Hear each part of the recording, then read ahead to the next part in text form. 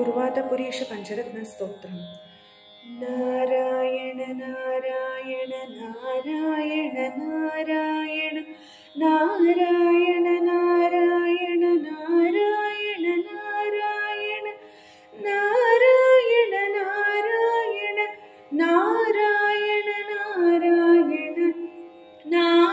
नारायण नारायण नारायण नारायण कल्याणरूपाय कलौ जनानां कल्याणधात्रे करुणासुधाब्धे कम्पादिदव्यायुध सत्कराय पादालयाधीश नमो नमस्ते। नारायण नारायण नारायण नारायण नारायण नारायण नारायण नारायण नारायण नारायण नारायण नारायण नारायण नारायण नारायण नारायण नारायणेत्यादि जपद्भिरुच्चैः भक्तैः सदा पूर्णमहालयाय स्वतीर्थगाङ्कोपमवारिमग्न निवर्तिताशेषरोजे नमस्ते। नारायण नारायण नारायण नारायण नारायण नारायण नारायण नारायण नारायण नारायण नारायण नारायण नारायण नारायण नारायण नारायण ब्राह्मे मुहूर्ते परितस्वभक्तैः सन्दृष्ट सर्वोत्तमविश्वरूप स्वतैलसंसेवकरोगहर्त्रे पादालयाधीश नमो नमस्ते। नारायण नारायण नारायण नारायण नारायण नारायण नारायण नारायण नारायण नारायण नारायण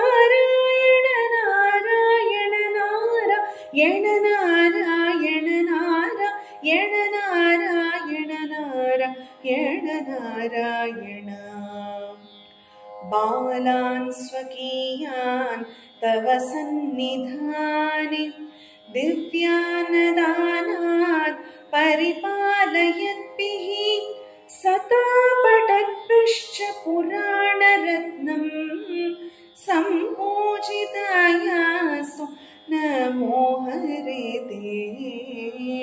नारायण नारायण नारायण नारायण नारायण नारायण नारायण नारायण नारायण नारायण नारायण नारायण नारायण नारायण नारायण नारायण नित्यान्नदात्रे च महीसुरेभ्यः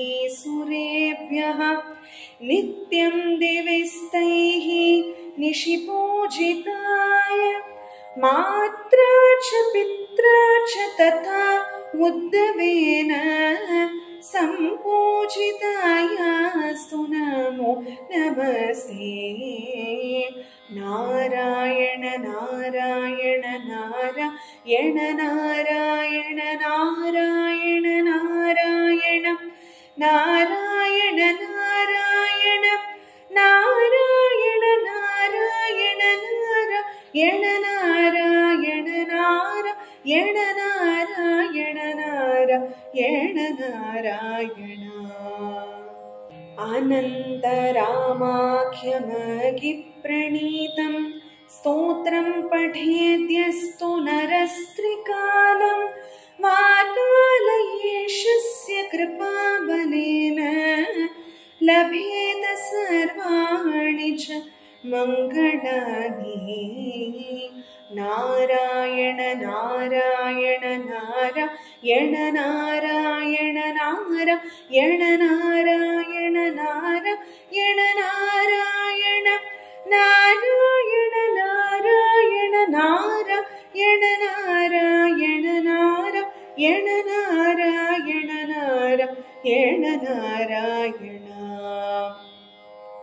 गुरुवादपुरीश पञ्चकाक्यं स्तुतिरत्नं पठतां सुमङ्गलं स्यात् हृदि चापि विशेत् हरिस्वयं तु रतिनाथायुततुल्यतेन कान्तिः नारायण नारायण नारायण नारायण नारायण नारायण नारायण नारायण नारायण नारायण नारायण नारायण नारायण नारायण नारायण नारायण इति श्री अनन्तरामदीक्षित विरचित गुरुवादपुरीश पञ्चरत्नस्तोत्रमिदं सम्पूर्णम्।